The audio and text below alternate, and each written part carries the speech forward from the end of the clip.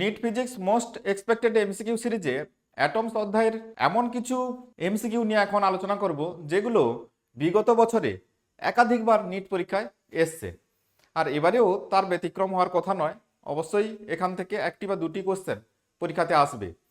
আর সেই এমসিকিউগুলো কি হতে পারে এই আলোচনা দেখলেই তোমরা হয়তো বুঝতে পারবে। আর এই আলোচনা থেকে আমরা প্রিভিয়াস ইয়ারে তাহলে কোশ্চেনের সলিউশন পেয়ে যাব। দ্বিতীয়ত, এখানে যেগুলো ভুল হয়, কমন মিস্টেক, সে সম্পর্কেও আমরা ধারণা পেয়ে যাব। আর কিছু শর্ট ট্রিক্স, মানে এই বড় ক্যালকুলেশন না করে ছোট পদ্ধতি লাগিয়ে কি করে আমরা প্রবলেমগুলো সলিউশন করতে পারি, সেগুলোও তোমরা প্রত্যেকটা সলিউশনের মধ্যেই দেখতে পাবে। চলো এই আলোচনাগুলো শুরু করি। ফার্স্ট, হাইড্রোজেন পরমাণুর প্রথম বোর কক্ষে ইলেকট্রনের বেগ এবং আলোর বেগের অনুপাত। তো এগুলো শর্ট ট্রিক্স লাগালেই খুব দ্রুত এগুলো সলিউশন করা যায়। তোমরা পজ করে একটু চেষ্টা করো। তবে এই শর্ট ট্রিক্সটি মনে রাখবে যে এনতম কক্ষপথে ওই ইলেকট্রনের বেগ ভিএন সমান 1/137 c/n। সিটা হচ্ছে শূন্য মাধ্যমে আলোর বেগ ডিভাইডেড বাই এনটা হচ্ছে কক্ষপথের সংখ্যা। তাহলে এখানে প্রশ্ন যেটা দেওয়া রয়েছে, হাইড্রোজেন পরমাণুর প্রথম বোর কক্ষে ইলেকট্রনের বেগ আলোর বেগের অনুপাত। প্রথম কক্ষপথে ইলেকট্রনের বেগ, তাহলে v1/c সমান ওই সূত্র অনুযায়ী 1/137, n = 1 বসিয়েছি, তাহলে 1/137। এটা অবশ্যই ভালো করে মনে রাখবে। এই শর্ট ট্রিক্সটি ভালো করে মনে রাখবে, না হলে এই ধরনের প্রশ্নের উত্তর বের করতে অনেক সময় লাগবে। হাইড্রোজেন পরমাণুর ভূমি স্তরে একটি ইলেকট্রনের মোট শক্তি -13.6 eV। প্রথম উত্তেজিত স্তরে, যেটাকে আমরা ফার্স্ট এক্সাইটেড স্টেট বলে থাকি, স্তরে ইলেকট্রনটির গতিশক্তি কত?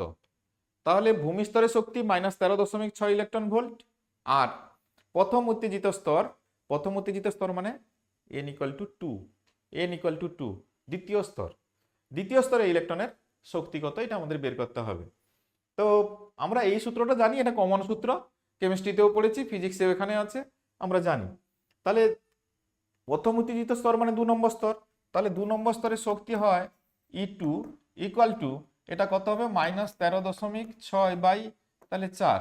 তাহলে ওটা কত আসবে 3.4 eV। এটা এখন প্রথম উত্তেজিত স্তরে ইলেকট্রনটির গতিশক্তি।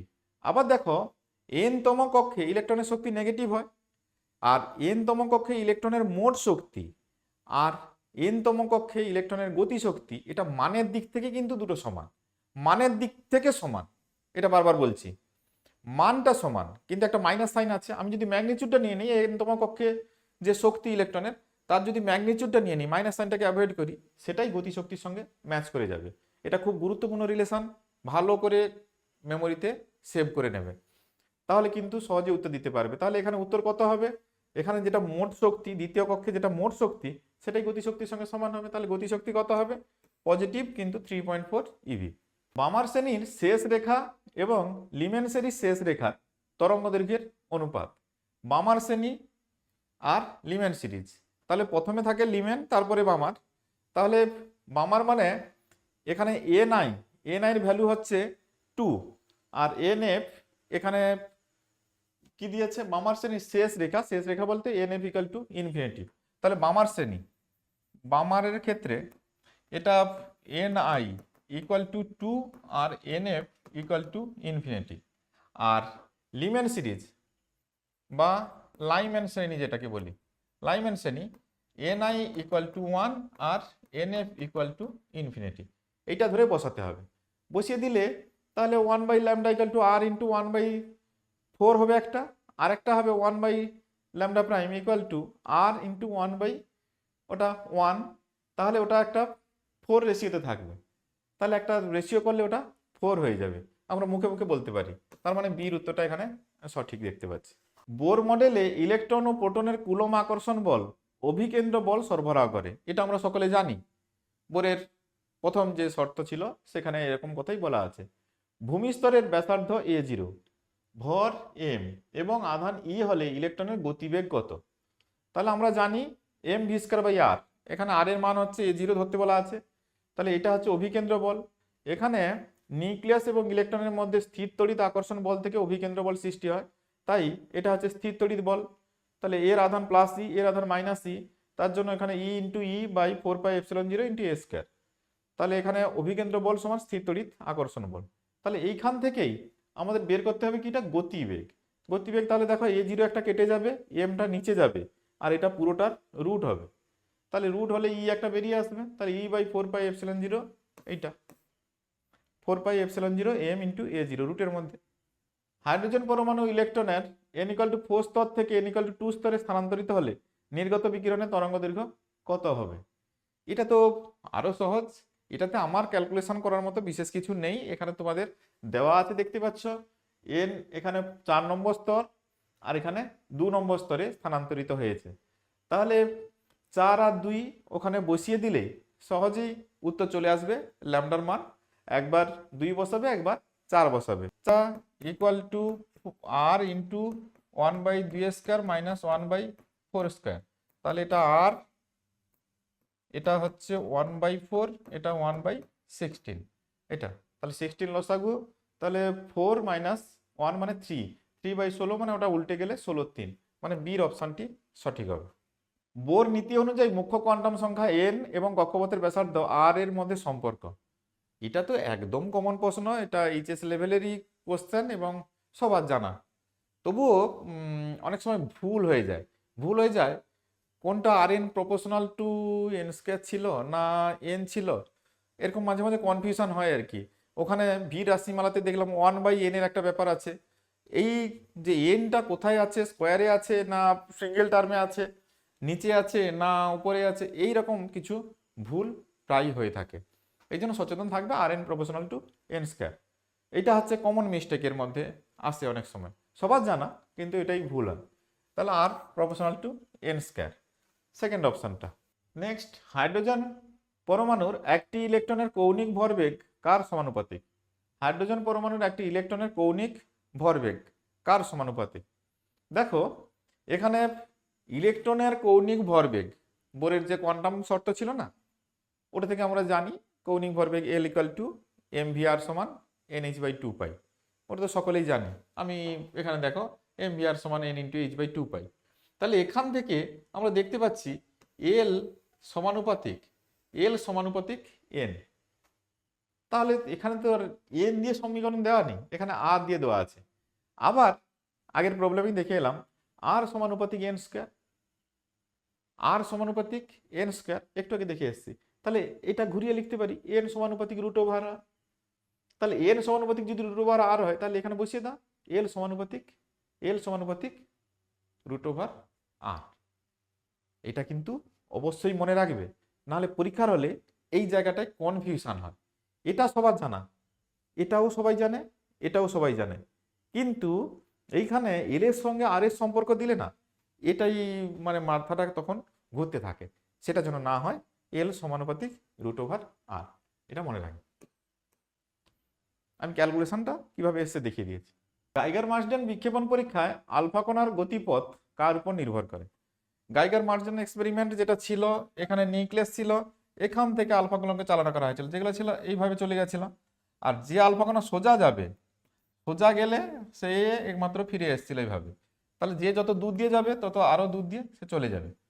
তাহলে এখানে একটা ব্যাপার ছিল যে এইটা এই যে ডিস্টেন্সটা, এখানে ওই ইম্প্যাক্ট প্যারামিটার যেটা, তার উপর নির্ভর করছে। এখানে বলা হয়েছে যে গাইগার মার্সডেন বিক্ষেপণ পরীক্ষা আলফা কণার গতিপথ, মানে এই যে কোন পথে যাবে এই এরকম গতিপথটা কার উপর নির্ভর করে? ইম্প্যাক্ট প্যারামিটারের উপর। এটা ওই স্পিড এগুলোর উপর নির্ভর করে না। ইম্প্যাক্ট প্যারামিটার এখানে দুবার ব্যবহার করা হয়েছে, তো কোশ্চেনে এ আর বি তুমি অপশান দিতে পারো। তো ইম্প্যাক্ট প্যারামিটারই অ্যান্সার হবে।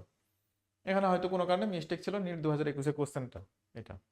লাইম্যান শ্রেণীতে সর্বোচ্চ সর্বনিম্ন তরঙ্গ দৈর্ঘ্যের অনুপাত, সর্বোচ্চ সর্বনিম্ন লিম্যান সিরিজ মানে ইনিশিয়াল স্টেট যেটা, ওটা হচ্ছে 1, ni = 1।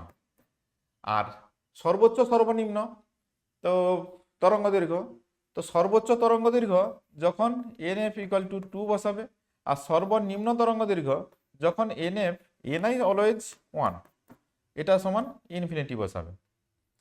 তো এটা করলে তাহলে যখন 2 বসাবে ওটা, তাহলে এটা হবে 1 মাইনাস 1/4, মানে ওটা হবে 3/4। তাহলে 3/4 আর একটা হবে ইনফিনিটি বসালে শুধু 1 থাকবে। তাহলে বুঝতেই পারছো 3/4 অথবা 4/3, এই জায়গাটায় আবার ভুল হয়ে যায়। কমন মিস্টেক কি হয়, 3/4 না 4/3, 3/4 না 4/3, এইটা মাথায় তখন দুলতে থাকে।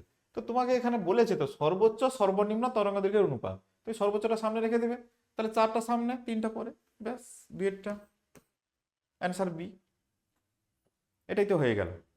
তাহলে এটা কমন মিস্টেক যাতে না হয় যে 3/4 মানে 3/4 না 4/3, তাহলে এখানে কোনটা হবে এইভাবে খুঁজে নেবে।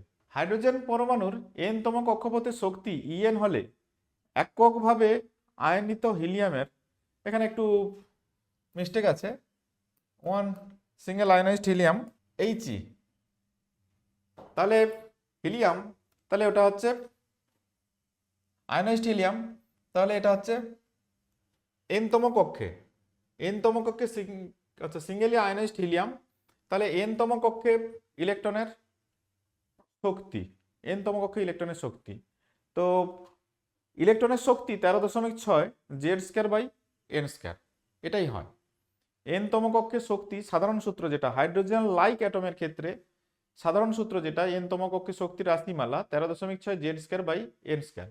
এখানে হিলিয়ামের ক্ষেত্রে, হিলিয়ামের ক্ষেত্রে জেড এর ভ্যালু কত, জেড এর ভ্যালু 2, আর এখানে বলছে কততম কক্ষে, n তম কক্ষে শক্তি, তাহলে nটা nই থাকবে, তাহলে জেড এর জায়গায় এখানে 2 বসাবে, তাহলে এটা কত হবে 4 হবে, 4 হলে ওটা কত হবে, তাহলে এখানে শক্তিকে হাইড্রোজেনের সঙ্গে কম্পেয়ার করছে n তম কক্ষে শক্তি En হলে হাইড্রোজেনের ক্ষেত্রে, তাহলে হাইড্রোজেনের ক্ষেত্রে n তম কক্ষে শক্তি En ইকুয়াল টু -13.6/n², এত ইভি হয় হাইড্রোজেনের ক্ষেত্রে। তাহলে হিলিয়ামের ক্ষেত্রে কত হবে, এটা হিলিয়াম, হিলিয়ামের ক্ষেত্রে কত হবে, তাহলে ওখানে একটা 4 মাল্টিপ্লাই হবে সিম্পলি, কারণ জেড এর ভ্যালু যেহেতু 2, তাহলে একটা 4 মাল্টিপ্লাই হবে, তাহলে EnHe এটা কত হবে মাইনাস, এটা তো মাইনাস, তো ওটা তো প্লাস মাইনাস আছে, তাহলে একবারে আমি করে দিতে পারি, এটা হবে 4 ইন্টু En, 4En মানে 2 এর অপশানটা 4 টাইমস লার্জার। তাহলে এখানে দেখলে 10টা এমসিকিউ সলিউশন করতে খুব বেশি সময় লাগছে না। তোমরা, আমি তো তবু বুঝিয়ে এগুলো সমাধান করছি বলে একটু বেশি সময় লেগে যাচ্ছে, না হলে এগুলো সবগুলোই 1 মিনিটের মধ্যে সলিউশন করা যাবে, এবং এইরকম শর্টকাট ট্রিক্সগুলো ব্যবহার করতে হবে বা কনসেপ্ট ব্যবহার করতে হবে, তাহলে খুব দ্রুত সলিউশন করা যায়। তাহলে আমি নেক্সট ক্লাসে এরকম আরেকটা চ্যাপ্টারের বেশ কিছু এমসিকিউ যেগুলো বিগত বছরের পরীক্ষায় বারবার পড়েছে সেগুলো নিয়ে আলোচনা করব, সেখানে দেখবে আরও গুরুত্বপূর্ণ কিছু এমসিকিউ রয়েছে। তবে এরকম আলোচনা মিস করবে না, এজন্য চ্যানেলটিকে সাবস্ক্রাইব করে অবশ্যই যুক্ত থাকবে।